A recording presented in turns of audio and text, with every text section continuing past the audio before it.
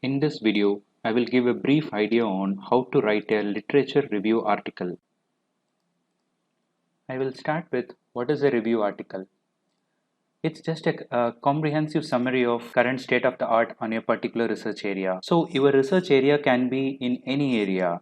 A review article is just a collection of up-to-date information on that particular research area. A review article completely relies on previously published literature and findings. Apart from a collection of previous studies, a literature review is also a critically and constructively analyzed report through classification, analysis, comparison between multiple researchers, and summary. So, what are the benefits you will be getting from a well written review article? At first, it will help you to identify the key researchers in a particular field or in your area of interest. Next, it will help you to understand the recent developments and advancements, discoveries in your research area. It will help you to identify potential research gap from which you can develop your problem statement and research questions. Next, you will get familiarized with current trends in your area of research. And finally, you will get ideas for how to take forward your research for future development. So, what is the criteria for a good review article? At first, it should benefit the readers. And apart from summarizing multiple literatures, a good review article should discuss it critically, identify the potential problems in methodology, and it should point out the research gaps, and finally, it should suggest ideas for future development. Now, let's move on to how to find these review articles and research papers. So there are a lot of online databases and journal publishers are available. So all we have to do is just pick a topic and start searching.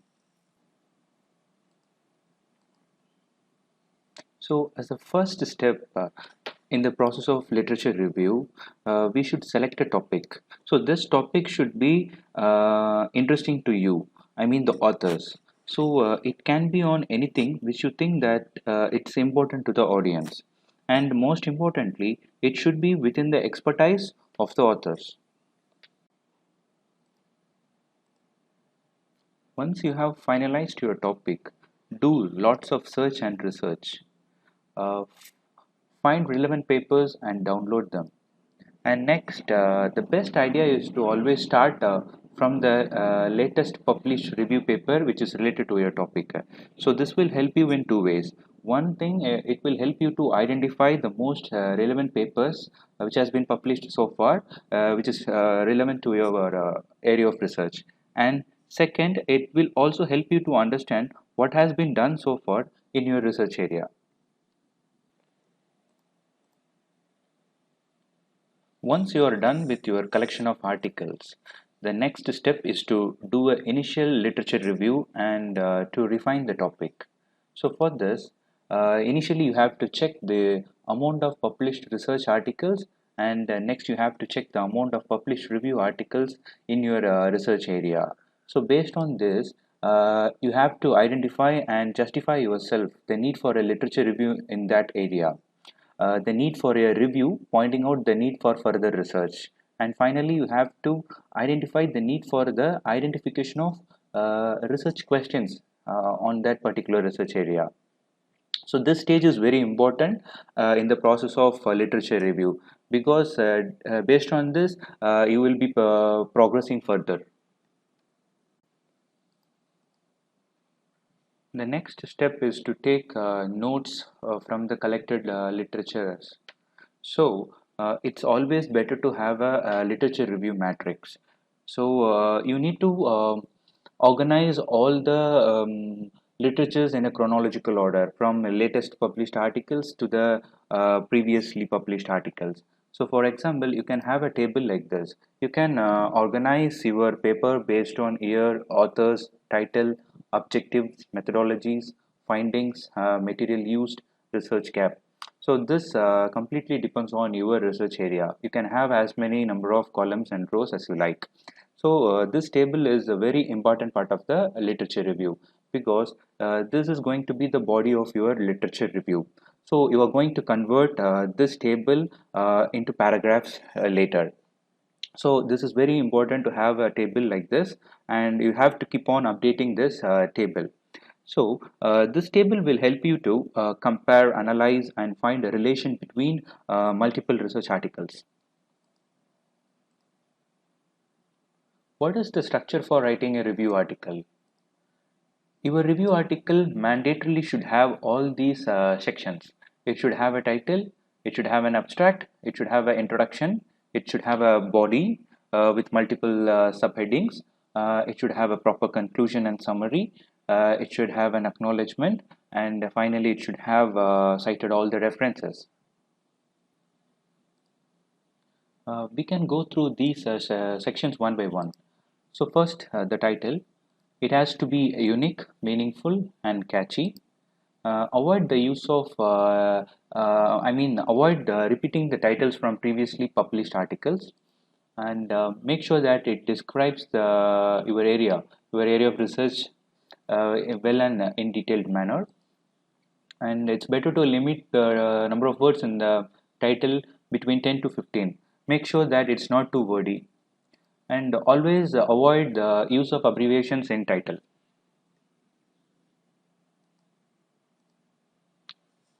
The next section is abstract. So it's like a short summary for your complete review paper.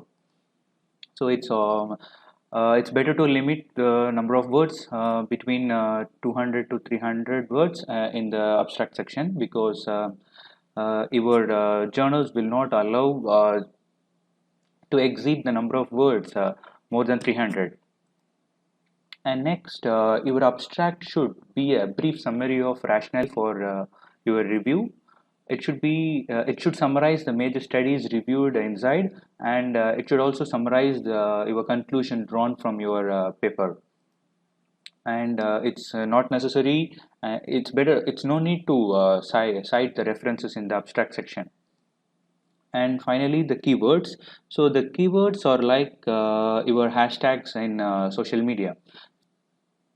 The online search engines, the online scientific articles databases will suggest your article to the readers based on these keywords.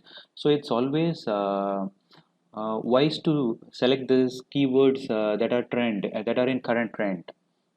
And next, since this abstract section is coming at the beginning of the review article or in a research article, it's not necessary that you have to complete this abstract before completing your review paper. So, but it's better to have a rough abstract to have a rough idea of what are the things you are going to cover on that particular review paper. So, once you are done with your complete review paper, you can always come back and rework on your abstract and complete it.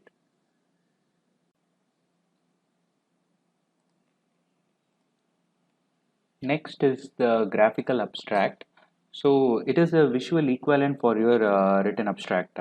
So it can be a single image or a single table or a graph which is designed to help the readers to quickly gain an overview on your review paper.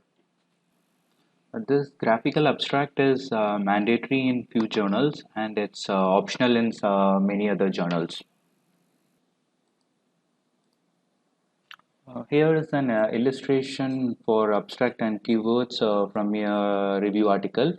So it's a review on alternative designs of parabolic trough solar collectors. So in this article, if you take a look at it, you can see how the authors have limited their abstract within 300 words, and you can also see the keywords here. Moving on to the next section, introduction. So in this section, you have to introduce your research topic with some background information, and don't forget to cite those references. And next, you have to talk about the rationale for addressing the particular topic, and you have to mention why it is important. And the very important point, you have to talk about the recent review papers published in this topic and cite them, and justify in what way your review paper stands unique from the others. So this point is very important. This is what any reviewer or reader will be looking from your review paper. So by reading at the introduction section itself, a reviewer can identify this. So if this point is missing or it is not explained clearly, there are a lot of chances for rejections of your review paper. And next, be precise and very clear about what your article will discuss. And finally, at the end of the introduction section, you can give the outline of the order in which you will discuss each subtopics in your review paper. Let me explain this with the help of an illustration. So here is a review article from Renewable and Sustainable Energy Reviews Journal, one of highly impact journal in the field of renewable energy. So this review is on parabolic trough and Fresnel-based photovoltaic thermal system. So in this article, we can see in the introduction section, the authors have discussed about the previous review articles in this area and what those articles has been missing and what is not mentioned, and they have also highlighted what is unique in their review paper and what are the topics they are going to discuss in this paper. Here is another example from Solar Energy Journal. So here you can see that towards the end of the introduction section, the authors have given the outline of the order of subtopics discussed in this review paper. The next section is the body of the article, which is the main core of your literature review. So in here, you have to work with your literature review matrix table, which you have created earlier. So what you can do is you can analyze, compare, and find relations between multiple research articles, and you can explain them in a detailed manner in the body of the article. So it's more like expanding your literature review matrix table. And next, you can divide the body of the article into multiple subsections if you want. So this is as per your convenience, and it totally depends on your area of research. The next section is the conclusion section. You can call this section by different names like summary, discussion and conclusions, summary and perspectives, or even you can call it as recommendation and conclusion. So what you have to keep in mind is this section is where you are going to conclude your findings and give recommendations. So you can start your conclusion section by briefly restating the novelty, the purpose, and the importance of your review paper. And next, you can discuss the critical findings and its implications. You can also critically comment on the weaknesses and the gaps in the previous research.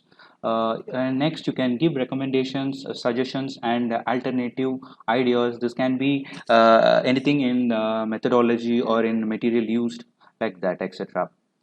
And finally, you can talk about the future scope of the particular research area. I can show some examples for conclusion section. So in this review article, the authors have given the recommendation in the form of bullet points. So this is also an better idea to give the recommendation in the conclusion section. And here is another article where the authors have illustrated the future scope with the help of graphical representation. So this particular article is about a triboelectric nano generator which harvests the wave energy from oceans to electricity. So what the authors have emphasized here is they have emphasized the possibility of integrating this type of nano generators with the existing floating solar panels and offshore wind turbines. So this is also a wise idea to convey your ideas in the conclusion section. So like this, you can use some graphs, charts, or even tables to convey your ideas and recommendations in the conclusion section. And next section is the acknowledgements section. So this is a simple section where you will be using some kind words to thank your financial supporters, research grants, and the facility providers. The next section is the final section called reference. So for this, you can use the reference manager tools. So there are a lot of reference manager tools available. So you can make use of the reference manager tools like EndNote, Mendeley, Zotero, etc. So better to cite the references properly and always make sure that you are following the referencing style as per the journal requirements. Next, I would like to suggest some points while writing the body of the literature review. So it is always better to follow a chronological order. So this will help you to connect and compare the different research articles. So it's better to have covered one idea or one particular topic per paragraph, and you can cite several articles for that particular paragraph. And next, try to link the studies, compare and discuss their relations. And you can even use tables, charts and figures for very better explanation. And while writing the body of the literature review, you will be describing many previous studies. During that, it's better to avoid the repetition in style of writing.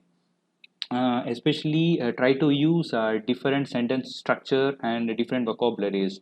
Don't be monotonous. And next, make sure that the references are up to date and whether they have cited properly or not. And try to avoid plagiarism. Don't copy other people's work. And you have to plan and target the right journal for your research area, and read and follow the author's guidelines before your manuscript submission, and make sure that your manuscript is well prepared as per the guidelines of the journal requirements. And not finally, you have to do as many proofreadings before your final manuscript is submitted to the journal. And then another important thing which I would like to share is how to get these rights for reusing images and tables.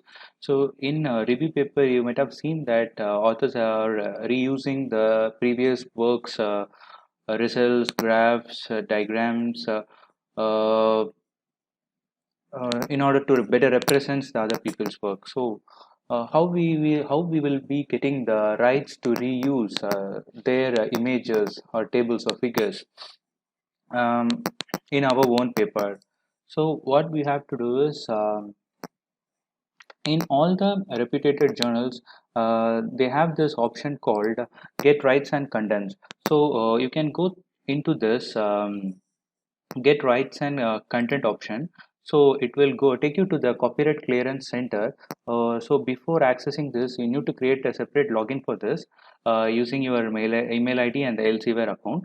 So it will be asking you what is that exact content you want to reuse, whether it is a table, a graph or a chart or something. So you will be selecting that inside, and a few more couple of questions will be there. You can fill that, and once you press submit, automatically your license will generate for that particular image. So you have to do individually for all the images you are copying or you are reusing from the previous research papers. So you can use this license number along with the citation in the paper, or what else you can do is you can collect all the license number, and I mean this print receipt.